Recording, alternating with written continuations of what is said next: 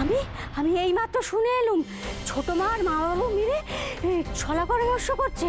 হ্যাঁ, দাদাবাবু বাড়িতে ফিরছে না তো, সেজন্য তাদের মনে আর ফুর্তি ধরছে না। আসলে কি বলো তো, তুমি তো ওদের বাড়াবাড়ি ছাই ঢেলে দিয়েছো, সেই কারণে ওরা তোমাকে বাড়ি থেকে তাড়াতে চাইছে। হ্যাঁ গো, আর যেহেতু দাদাবাবু এখন বাড়িতে নেই, ওরা তোমাকে তাড়ানোর মতলব আছে। আর যেই তুমি বিদায় হয়ে যাবে অমনি নিজেরা মিষ্টি মুখ করবে। আর সেই কারণে না আমি ছোট মা না মামা বাবুকে না ময়রার দোকানে যেতে দেখলাম গো। হ্যাঁ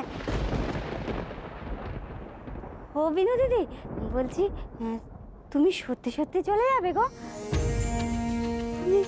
তুমি সত্যি চলে যাবে না? বলছি তুমি চলে যাওয়ার আগে আমাকে কিছু দিয়ে যাবে তো? তুমি আমাকে কত কিছু দিয়েছো বলো। হ্যাঁ, আমার না তোমার কথা খুব মনে পড়বে তুমি চলে গেলে। তুমি আমাকে কিছু একটা দিয়ে যাও, আমি তোমার কথা মনে করবো সেইটা দেখে দেখে তুমি চলে গেলে। হ্যাঁ, কি আমাকে ওই হারটা দেবে গো বিনু দিদি, ওই হারটা।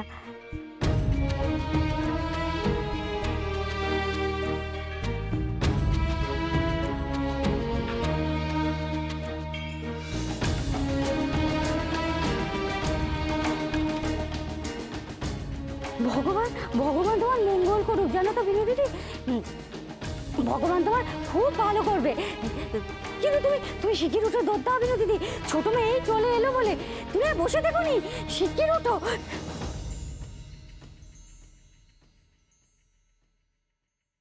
ও দিদি এসে পড়েছো, বসো বসো বসো দেখি।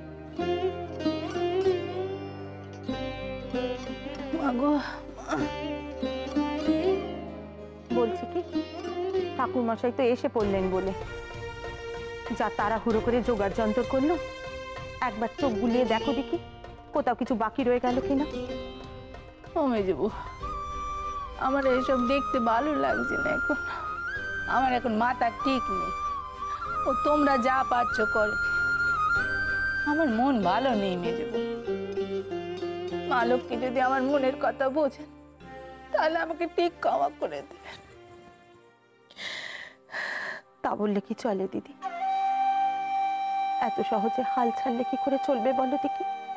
সংসারে যখন আছি, সংসারের মঙ্গল অমঙ্গল আমাদেরই তো দেখতে হবে। মেজবু, এবারে আমি একটা সিদ্ধান্ত নিয়েছি। আর এই পোড়া সংসার তো অনেক দিন হলো, এবার সবকিছু ত্যাগ করব। আমি সংসারে থাকলে মইনে যত ঝামেলা, আমার জন্য সে বাড়ি ছাড়া, আমি সংসার চাই দেখো মইনা আবার ঠিক ফিরে আসবে। ছি মা, এসব কি বলছেন? উনি কখনো এমনটা চাইবেন না। এবার ভেবেছি যতদিন বাঁচবো বাবা বিশ্বনাথের চরণে কি কাটাবো। আজই বেয়ারিকে বলবো কাশির একটা টিকিট কেটে দিতে, সে যদি পৌঁছতে পারে ভালো, নাহলে বলবো গাড়িতে উঠিয়ে দিতে, ও আমি একাই যেতে পারবো। তাই যদি তোমার ইচ্ছে হয় তাহলে বেহারিকে বলে আমার জন্য একখানা টিকিট কাটতে। আমিও তাহলে ওই বাবা বিশ্বনাথের চরণে বাকি জীবনটা তোমার সাথে কাটতে দেবো। তুমি চলে গেলে আমি যে বড় একা হয়ে যাবো। চুনি আজকাল সংসারের দায়িত্ব নিতে শিখে গেছে, আমার আর কোনো চিন্তাই নেই। চুনির উপরে সংসারের ভার দিয়ে আমরা দুটি বোন বাবা বিশ্বনাথের কাছে চলে যাই। চলো।